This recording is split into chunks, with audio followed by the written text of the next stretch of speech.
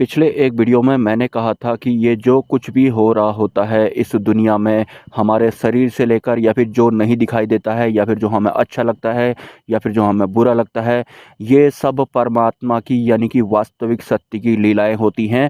वही वास्तविक सत्य जो कि ट्रांसपेरेंट होता है, जो कि सूक्ष्म तत्वों का भी आधार होता है और फिजिकल तत्वों का भी आधार होता है। मतलब हमारे इस शरीर को, जिसे कि हम मेरा बॉडी बोलते हैं, इसको परमात्मा कई तरह की लीलाएं करके जी रहे होते हैं। ऐसे ही हर एक तत्व जो इस पृथ्वी लोक में है या फिर इस ब्रह्मांड में है, भले ही वो हमें निर्जीव लगता हो, जो ये पेड़ होते हैं ये एक जगह पर ही खड़े रहते हैं, इस हिसाब से भी वो अपने आप को जीते हैं, पेड़ों के रूप में भी वो अपने आप को जीते हैं।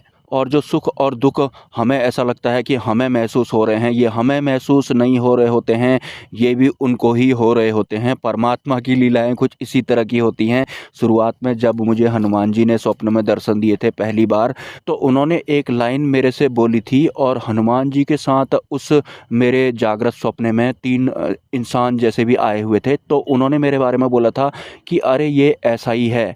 मुझे ऐसा लगा कि ये व्यवहारिक बात होगी हनुमान जी की, लेकिन उनकी ये लाइन कि अरे ये ऐसा ही है, मतलब मेरे बारे में उन्होंने बोला था। शुरू में तो जो जो मुझे समझ में आया था उन बातों पर ही मैं टिका था, लेकिन अब मुझे उनकी उस बात का कुछ और ही मतलब लगता है कि अरे ये तो ऐसा ही है। बजरंगबली द्वारा मेरे बारे में ऐसा कहा जाना कि अरे ये तो ऐसा ही है, इसका मतलब अब धीरे धीरे मुझे समझ में आने लगा है और आगे को मैं वीडियो में शामिल करता रहूँगा। लेकिन जो भी होगा वो अपने आप ही होगा और प्रेजेंट में रहने की हमें कोशिश करनी है। और जैसा कि उन महानुभावों ने व्हाट्सअप मुझे किया था कि अगर सब कुछ ये मजाक है, सब कुछ ये लीलाएं परमात्मा ही कर रहा है, तो फिर क्या फ़ायदा वास्तविक सत्य को जानने का, या फिर क्या फ़ायदा आगे को जीने का। बेकार है वास्तविक सत्य की तरफ को बढ़ना, या फिर इस दुनिया में रहकर भी क्या करना और नहीं रहेंगे तो भी क्या करना।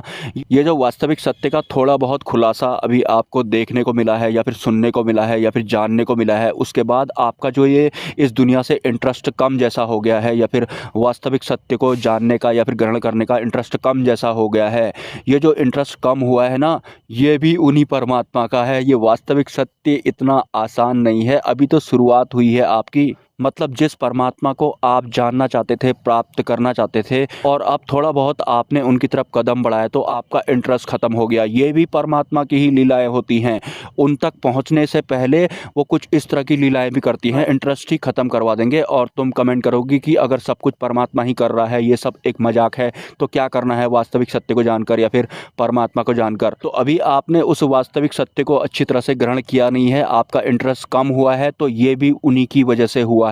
और अगर आपका इंटरेस्ट अभी तक जो था, बहुत ज़्यादा जो था उनको जानने के बारे में, ये भी उन्हीं की लीला थी। अभी भी आप कहीं पहुंचे नहीं हैं, अभी तो वास्तविक सत्य में लय होना है और दृष्टा बनकर जीवन जीना है। सिर्फ जीवन जीना होता है हम लोगों को। मतलब वास्तविक सत्य को पूर्ण रूप से ग्रहण करके अंतरिम जागृति होने के बाद, आत्म स्थित होने के बाद हमको सिर्फ जीवन जीना होता है। अच्छा बुरा या फिर काल कर्म और माया जीव परब्रह्म, वैसे भी सब अनादि हैं। काल कर्म माया जीव मतलब हम इंसान भी अनादि है। अनादि का मतलब पता है आपको, अपने आप को कम नहीं समझना है। काल कर्म माया जीव और परमात्मा अनादि हैं। जब ये सब कुछ नहीं था हम तब से हैं, जब ये सब कुछ नहीं रहेगा हम तब भी रहेंगे। तो अपने आप को एक इंसान या फिर एक साधक मानकर छोटा नहीं महसूस करना है। हम जीव हैं, हम अनादि हैं, हम काल कर्म और माया या फिर परमात्मा के समतुल्य हैं। हम कोई थर्ड पार्टी नहीं हैं। और ये सिर्फ लाइन नहीं है, इसका संचार होना है अभी आपके अंदर कि काल कर्म माया या फिर जो भगवान होते हैं या फिर जो परमात्मा होते हैं, वो हमसे बड़े या फिर छोटे नहीं हैं। हम उनके समतुल्य हैं। वो हमारे हैं या फिर हम उनके हैं। कुछ इस तरह से वास्तविक सत्य में लय होना होता है। आंतरिक स्तर पर ये सब होता है। इंटरेस्ट कम हो गया है आपका वास्तविक सत्य को जानने के बारे में, तो ये जो कम हुआ है ना, ये भी उन्हीं की लीलाएं हैं। इसका मतलब है अभी भी आप कहीं पहुंचे नहीं हैं।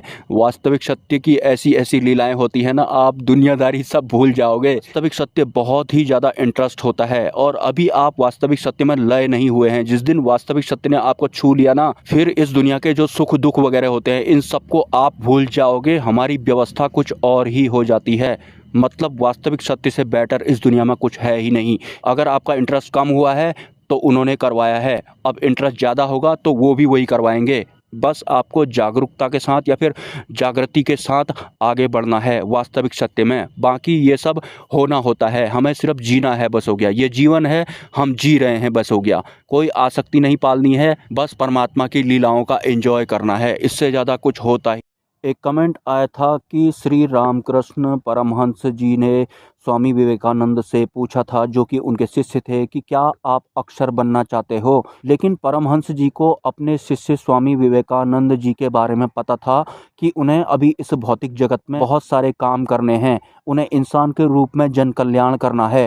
अगर पूर्ण वैराग्य उन्हें घटित हो जाता, फिर वो इंसान इस भौतिक जगत में शामिल नहीं हो पाता है, वो फिर अपने आप में ही आनंदमयी अवस्था में रहता है। और अगर स्वामी विवेकानंद को पूर्ण वैराग्य घटित हो जाता, तो उसके बाद जो भी उन्होंने किया था इस जीवन में, हम इंसान जिन कार्यों की उनकी प्रशंसा करते हैं वो नहीं कर पाते। जैसे रामकृष्ण परमहंस जी ने अपने शिष्य स्वामी विवेकानंद को पूर्ण वैराग्य घटित नहीं होने दिया था, क्योंकि गुरु को पता होता है कि शिष्य को अभी इस भौतिक जगत में क्या काम करना है। अगर स्वामी विवेकानंद ब्रह्म स्वरूप हो जाते, या फिर अक्षरमय हो जाते, या फिर वैराग्य उन्हें पूर्ण रूप से घटित हो जाता, फिर जो भी काम उन्होंने इस संसार में किए थे वो सब वो नहीं करते। उसके लिए उन्हें ज़्यादा वक्त की ज़रूरत पड़ती।